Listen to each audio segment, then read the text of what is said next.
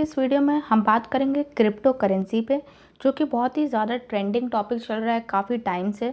और कौन सी मेरी पहली क्रिप्टो करेंसी थी, मैंने कितना इन्वेस्ट किया और क्या आपको भी इन्वेस्ट करना चाहिए या फिर नहीं करना चाहिए, पूरा आइडिया क्या है। पहले फटाफट से देख लेते हैं पूरा आइडिया क्या है बिटकॉइन का, क्रिप्टो करेंसी है क्या। और जिनके लिए बिल्कुल भी ये फर्स्ट टाइम है, उन्होंने अभी तक इन्वेस्ट नहीं किया है या फिर वो करने की सोच रहे हैं, तो एक ब्रीफ आइडिया दे देते हैं कि ये पूरा सिस्टम क्या है, क्या कुछ आपको जानने की ज़रूरत है। तो अगर आप इसकी डेफिनेशन देखें तो ये एक इनक्रिप्टेड मीडियम है ऑफ डिजिटल एक्सचेंज, यानी कि अगर हम बात करें तो ये एक तरह का इलेक्ट्रॉनिक कैश सिस्टम है जो पीयर टू पीयर एक्सचेंज किया जाता है, यानी कि एक इंडिविजुअल दूसरे इंडिविजुअल को दे सकता है। वर्चुअल है, इसका टाइप डिसेंट्रलाइज्ड डिजिटल करेंसी है। इसका मतलब कोई भी अथॉरिटी नहीं है जैसे कि सेंट्रल बैंक जो इसको रेगुलेट करे या इस पर नज़र रखे। तो ये एक टोटली फ्री कह सकते हैं, एक इंसान दूसरे इंसान को दे सकता है। और इसका जो डोमेन नेम था bitcoin.org, 18 अगस्त 2008 को ये रजिस्टर किया गया था और under the name of Satoshi Nakamoto. तो सतोशी नाकामोटो एक सीडोनॉनिमस बोल सकते हैं, एक नेम था, एक फेक नेम था, फॉल्स नेम क्रिएट किया गया था। उस नाम के अंडर बताया गया था कि ये बिटकॉइन कोई चीज़ है और इसका यूज़ 2009 जनवरी में शुरू हुआ। और सिक्योरिटी की बात करें तो ये ब्लॉकचेन टेक्नोलॉजी पे बेस्ड है, यानी कि एक तरह से ये आपस में कनेक्टेड होता है और हमला करने के चांसेस बहुत कम हो जाते हैं इसमें, क्योंकि बीच से अगर एक ब्लॉक भी गायब हुआ तो पता चल जाएगा। बात यहाँ पर आती है कि इसमें इन्वेस्ट लोग क्यों ना करें और ये रिस्की बहुत है। क्यों है? क्योंकि यहाँ पे जो माइनर्स हैं, यानी कि जो कोडिंग करते हैं और ये बहुत ही ज़्यादा हैवी सिस्टम्स का यूज़ करते हैं कोडिंग करने के लिए, ये एनोनिमस है, मतलब इनको कोई नहीं पता कौन कर रहा है, क्या नाम है उनका। इस वजह से ये एनोनिमस होने की वजह से काफ़ी ज़्यादा रिस्की है। मोर ओवर इसमें एम्बिग्यूटी बहुत ज़्यादा है और इसकी कोई इंट्रिंसिक वैल्यू नहीं है। और क्योंकि इस्लाम में इंट्रिंसिक वैल्यू होना ज़रूरी है, तो कई बार इसमें अभी हम उसका भी एक पॉइंट ऑफ व्यू देखेंगे इस्लाम के तरफ से। तो उसके इस्लाम की लाइट में इसका क्या ये हलाल है या हराम है। सेकेंडली आगे बात करें तो ये फिज़िकल फॉर्म में नहीं हो सकता है जैसे कि हमारा गोल्ड है या सिल्वर कॉइन्स हैं। तो ये एक वर्चुअल है, मतलब आप बस हवा में एक करेंसी है, बोल सकते हैं, एक एसेट है, बना दिया गया है जिसको एक्सचेंज कर रहे हैं, तो फिज़िकल फॉर्म में नहीं मिलता है। इसमें हाई वोलेटिलिटी है। हाई वोलेटिलिटी मतलब ये कभी भी एकदम से इसका प्राइस हाइक पे होता है और या फिर एकदम से गिर जाता है, तो इसमें वोलेटिलिटी बहुत ज़्यादा है। तो क्या आपको इसमें इन्वेस्ट करना चाहिए? अगर आप सोच रहे हैं ज़रूर से एक बार ट्राई करें, तो आपको उतना अमाउंट करना चाहिए जो एक पार्टी में आप स्पेंड करते हैं। अब ये इंडिविजुअल टू इंडिविजुअल वैरी कर सकता है, हो सकता है हम 500 रुपये की पार्टी करें, कोई 1000 रुपये, कोई 5000 रुपये की पार्टी कर सकता है। तो ये उसके इनकम सोर्स पे डिपेंड करता है या उसके पास कितना कैपिटल है। बात करें बिटकॉइन की सप्लाई की, तो अभी 21 मिलियन तक ये लिमिटेड है और माना जाता है कि अगर एक बार ये 21 मिलियन बिटकॉइंस माइन कर दिए गए या फिर अनलॉक या इनक्रिप्ट कर दिए गए, उसके बाद बिटकॉइंस ख़त्म हो जाएंगे। अभी तक 18.6 मिलियन बिटकॉइंस को ट्रेड किया जा चुका है और ये यूज़ में है। हालांकि माना जाता है कि बिटकॉइन के इस प्रोटोकॉल को चेंज किया जा सकता है और ये लार्जर सप्लाई के लिए अवेलेबल हो सकता है, ऐसा ये फ्यूचर कह सकते हैं एजम्पशन है। तो उस बेसिस पे आप अगर इन्वेस्ट करना चाहते हैं तो आप कर सकते हैं। अब सवाल है, मैंने कौन सा प्लेटफॉर्म यूज़ किया अपनी पहली क्रिप्टो करेंसी परचेज़ करने के लिए और कौन सी वो क्रिप्टो करेंसी थी। तो डॉगी कॉइन मैंने पहले टाइम परचेज़ किया था, फर्स्ट टाइम, और काफ़ी लोग इसे डॉज कॉइन भी बोलते हैं।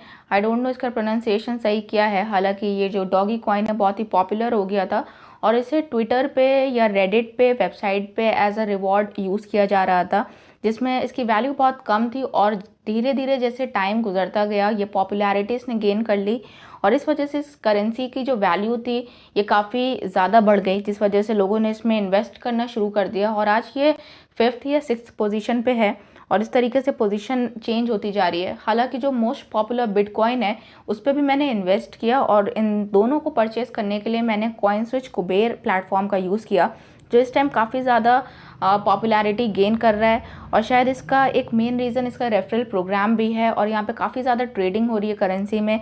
यहाँ पे आपको बहुत ही सिंपल यूआई मिल जाएगा, जो इनका इंटरफेस है बहुत ही इजी है। आपको ईज़िली आप अपना किसी भी यूपीआई पेमेंट मेथड से इसमें इनके वॉलेट में आप पैसे डाल सकते हैं। उसके बाद उन्हीं पैसों से आप बिटकॉइन या डॉगी कॉइन या जो भी करेंसी ख़रीदना चाहते हैं, क्रिप्टो करेंसी ख़रीद सकते हैं। पॉपुलर करेंसीज़ आपको इनके प्लेटफॉर्म पे देखने को मिल जाएगा। बाकी इसमें जो रिवॉर्ड सेक्शन है वहाँ पे आपको रिवॉर्ड्स भी देखने को मिलते हैं, जिसमें मुझे 2 बार बिटकॉइन एज रिवॉर्ड भी मिला। तो अब ये जानने की बात है, जैसे कि हम बिटकॉइन या जो भी क्रिप्टो करेंसीज़ हैं इसको फ्रैक्शन में भी ख़रीद सकते हैं। डेफिनेटली एक बिटकॉइन 30 लाख अराउंड चल रहा है, 30 मिलियन जो भी इसकी कॉस्ट है। तो एक बिटकॉइन ख़रीदना भी बहुत मुश्किल है, लेकिन आप बिटकॉइन या जो भी क्रिप्टो करेंसीज़ है उसको फ्रैक्शन में ख़रीद सकते हैं। तो मिनिमम अमाउंट आप 100 रुपीज़ इन्वेस्ट कर सकते हैं। यहाँ पे मैंने 100 रुपीज़ का डॉगी कॉइन ख़रीदा, फिर मैंने बिटकॉइन भी ख़रीद के देखा।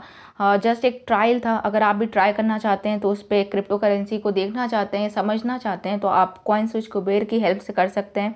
यहाँ पे एक और प्लेटफॉर्म बहुत ही ज़्यादा पॉपुलर हुआ था जो सेम तरीके से काम कर रहा था, वो था वज़ीर एक्स। हालांकि काफ़ी ज़्यादा स्कैंडल कुछ सामने देखने को आया। तो वज़ीर एक्स पे काफ़ी ज़्यादा न्यूज़ आ रही थी कि ये कुछ धोखाधड़ी में इसको पाया गया है, और इस वजह से इन्वेस्टर्स का या ट्रेडर्स का थोड़ा सा भरोसा वज़ीर एक्स से उठ गया, और इस वजह से हम आपको वज़ीर एक्स बिल्कुल भी रिकमेंड नहीं करेंगे। आप कॉइन स्विच कुबेर को ट्राई कर सकते हैं। अगर आप कॉइन स्विच लाइक थोड़ा बहुत अमाउंट इन्वेस्ट करना चाहते हैं क्रिप्टो करेंसी में, या जैसे भी आपके पास कैपिटल है उसके अकॉर्डिंग, बहुत ज़्यादा इन्वेस्ट ना करिए, क्योंकि ये बहुत ही ज़्यादा वोलेटाइल करेंसी है और अभी तक बहुत ही ज़्यादा क्लियर नहीं है इसके बारे में कुछ भी। तो बस ये कह सकते हैं कि अगर आप आजमाना चाहते हैं या थोड़ा बहुत अमाउंट लगा के देखना चाहते हैं तो ज़रूर देखें। इसका कोई बेस नहीं है, इस वजह से इसकी कोई मार्केट वैल्यू ऐसी कोई फिज़िकली आप इसको ले नहीं सकते। इस वजह से एक रिकमेंडेशन के तौर पे नहीं हम बताएंगे। बट हाँ, एक हाइक चल रही है, आप सभी क्रिप्टो करेंसी कर रहे हैं, तो अगर आप ट्राई करना चाहते हैं तो कर सकते हैं। उसके अलावा कॉइन एक DCX करके भी एप्लीकेशन है जिस पर आप 10 रुपये से स्टार्ट कर सकते हैं। हालांकि इसके कोई सिग्निफिकेंस नहीं है, 10 रुपये अगर 20 रुपये बन जाएंगे तो it would hardly make a change. और इस वजह से एटलीस्ट आप इतना अमाउंट लगाएं, कल को अगर वो डबल हो भी जाए तो लाइक 100-200 रुपये या 200-500 बन जाए, तो उसका कुछ यूज़ हो पाए और आप विड्रॉ कर पाएँ। तो बस इतना ही कहेंगे। अगर वीडियो पसंद आई तो लाइक कर दें, चैनल को सब्सक्राइब कर दें। जाते जाते यहाँ पे हम डिस्कस कर लेते हैं कि ये शरिया कंप्लाइंट है या क्या व्यूज़ हैं इस्लामिक स्कॉलर्स के बिटकॉइन को लेके। तो ये क्रिप्टो करेंसी काफ़ी कंट्रीज़ में, जैसे इजिप्ट है, पैलेस्टीन है या टर्की है, वहाँ पे हराम कंसिडर किया गया है, क्योंकि इसकी कोई इंट्रिंसिक वैल्यू नहीं है, इसे स्टोर नहीं किया जा सकता है। मोर ओवर कहा गया है कि क्योंकि ये एक फ़िज़िकल फॉर्म में नहीं है तो इसे हलाल भी हम नहीं कह सकते एग्जैक्टली। तो अभी एकदम इसका कोई यूनानिमस डिसीजन नहीं आया है। काफ़ी ज़्यादा स्कॉलर्स कुछ कह रहे हैं कि हलाल है, कुछ का कहना है ये हराम है। बट ओवरऑल जो अभी तक डिसीजन बाहर आया है वो यही है कि डिसाइड हुआ है, फतवा जो जारी हुआ है वो हराम है, और इसे बैन भी किया गया है कुछ कंट्रीज़ में। तो बात करें अगर ट्रेडिंग की, तो यहाँ पे बात आती है इंटरेस्ट की। तो जो अमाउंट होता है वो इंटरेस्ट फ्री है। तो ये तो बात हलाल हो गई कि इंटरेस्ट, इसमें रिबा का कोई रोल नहीं है। लेकिन क्योंकि ये फिज़िकल मटेरियल के फॉर्म में नहीं है, मनी कोई माल के फॉर्म में नहीं है, तो इस वजह से इसको एक्सेप्ट करना मुश्किल है। और बस इतना ही मेंशन है। बाकी आगे अभी भी इस पे रिसर्च चल रही है, और लोग अपना एक, जब तक यूनानिमस डिसीजन ना आए आप किसी भी कंक्लूजन पे ना पहुँचें। हालांकि अगर आपका, या आपके ऊपर डिपेंड करता है कि अब आप इसे किस तरह लेना चाहते हैं, आप इन्वेस्ट करना चाहते हैं, नहीं करना चाहते हैं, इट्स अप टू यू। और रिस्की है, ये पहले ही चीज़ बता दी गई है। इसका कोई बेस नहीं है, कोई नेम नहीं है जिस पे जाके आप अदालत में जाके खड़े हो जाएं कि मेरा पैसा दे दो, कहाँ गया मेरा पैसा। तो ऐसा कुछ नहीं है, आप सोच समझ के इन्वेस्ट कीजिए। बाकी इन्वेस्टिंग करना आप के ऊपर है, आप कितना करते हैं, कहाँ करते हैं, क्यों करते हैं, it is all up to you.